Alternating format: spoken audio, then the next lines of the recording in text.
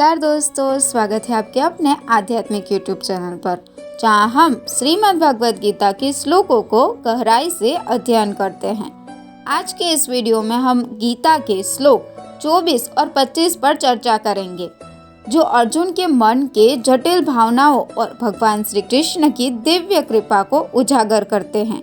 तो चलिए शुरुआत करते हैं। सबसे पहले हम श्लोक 24 और 25 का अध्ययन करते हैं। श्लोक कुछ इस प्रकार है। संजय उवाच इव मुक्तो ऋषिकेशो गुडाकेशेन भारत सैन्योरुभयो मध्ये स्थापयित्वा रथोत्तम भीष्म द्रोण प्रमुखतः सर्वेषां च महिषिताम् उवाच पार्थ पश्येतान् समवेतान् कुरुनीति। अर्थात संजय कहते हैं, हे भरतवंशी राजन, अर्जुन ने भगवान श्री कृष्ण से कहा और श्री कृष्ण ने दोनों सेनाओं के बीच में श्रेष्ठ रथ को खड़ा कर दिया, जहां पितामह भीष्म और आचार्य द्रोण समेत सभी प्रमुख राजाओं को दिखा जा सके। क्या आपने ध्यान दिया? इस श्लोक में भगवान श्री कृष्ण अर्जुन के रथ को ऐसी जगह पर खड़ा करते हैं जहां से वह अपने परिवार, अपने गुरु और अपने कुटुंब के सभी प्रमुख सदस्यों को देख सके। अब इस श्लोक का यह गहरा अर्थ है, कृष्ण ने अर्जुन के रथ को उन सभी प्रमुख पात्रों के सामने खड़ा कर दिया ताकि अर्जुन देख सके कि वह जिस युद्ध में भाग लेने जा रहा है उसमें उसके परिवार के लोग, गुरुजन और कुटुंब के लोग भी शामिल हैं। उससे भगवान कृष्ण अर्जुन के मन में मोह जागृत करने की चेष्टा कर रहे थे। कृष्ण ने अर्जुन को गुडाकेश कहा। गुडाकेश का मतलब होता है जो नींद पर विजय प्राप्त करता है, यानी अर्जुन का मन न केवल बाहरी विषयों से मुक्त था, बल्कि वह अपनी इच्छाओं और अहंकार पर भी विजय पा चुका था। यही कारण था कि कृष्ण ने उसे गुडाकेश कहा। यहाँ ऋषिकेश शब्द भी बहुत महत्वपूर्ण है। ऋषिकेश का अर्थ है इंद्रियों के स्वामी, यानी भगवान श्री कृष्ण। वो अर्जुन के इंद्रियों को नियंत्रित कर रहे थे। ये दर्शाता है कि अर्जुन पर भगवान की कितनी कृपा थी, क्योंकि श्री कृष्ण ने अर्जुन की आज्ञा के अनुसार युद्ध भूमि पर अपने रथ को खड़ा किया।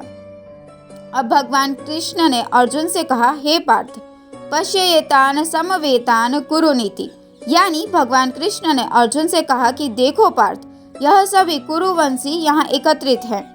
भगवान कृष्ण ने जानबूझकर इस श्लोक में कुरुओं शब्द का उपयोग किया, जिससे अर्जुन के मन में यह विचार उत्पन्न हो कि ये सब उसकी अपनी कुटुंब के लोग हैं, चाहे वे पांडव हो या कौरव, ये सब एक ही परिवार के सदस्य हैं। कृष्ण अर्जुन के मन में कुटुंब के मोह को जागृत कर रहे थे। यह मोह अर्जुन को युद्ध के लिए प्रेरित नहीं कर रहा था, बल्कि उसे दुविधा में डाल रहा था। कृष्ण ने यह सब जानबूझकर किया ताकि आगे चलकर अर्जुन अपने भीतर के इस मोह को समझ सके और गीता का उपदेश पा सके। कृष्ण के इस कदम से हम एक महत्वपूर्ण शिक्षा भी प्राप्त करते हैं। कौटुंबिक स्नेह और भगवत प्रेम में अंतर। कौटुंबिक स्नेह में हम अपने परिवार के लोगों के अवगुणों को नजरअंदाज करते हैं, लेकिन भगवत प्रेम में भगवान अपने भक्त के दोषों को नहीं देखते, बल्कि उसे अपनी दिव्य दृष्टि से देखते हैं। भगवत प्रेम में मनुष्य का ध्यान केवल भगवान पर रहता है, जबकि कौटुंबिक स्नेह में हम अपने परिवार से जुड़ी हर भावना से बंध जाते हैं। कृष्ण का प्रेम इससे कहीं ऊंचा होता है। यह प्रेम निराकार और शुद्ध होता है, जो भक्त के जीवन को सच्ची दिशा देता है। तो दोस्तों, इस श्लोक से हमें यह शिक्षा मिलती है कि भगवान कभी भी अपने भक्त के भीतर के मोह को जागृत कर सकते हैं, ताकि वह समझ सके और अपनी आत्मा के मार्ग पर आगे बढ़ सके। अगली बार जब हम गीता के श्लोकों पर चर्चा करेंगे, तो हम देखेंगे कि अर्जुन के मन में जागे हुए मोह का कैसे नाश होता है और कृष्ण अर्जुन को गीता का उपदेश कैसे देते हैं। अगर आपको यह वीडियो पसंद आया हो तो कृपया लाइक करें, सब्सक्राइब करना न भूलें और इस ज्ञान को दूसरों लोगों तक भी पहुंचाने के लिए इसको शेयर करें। धन्यवाद। जय श्री कृष्ण।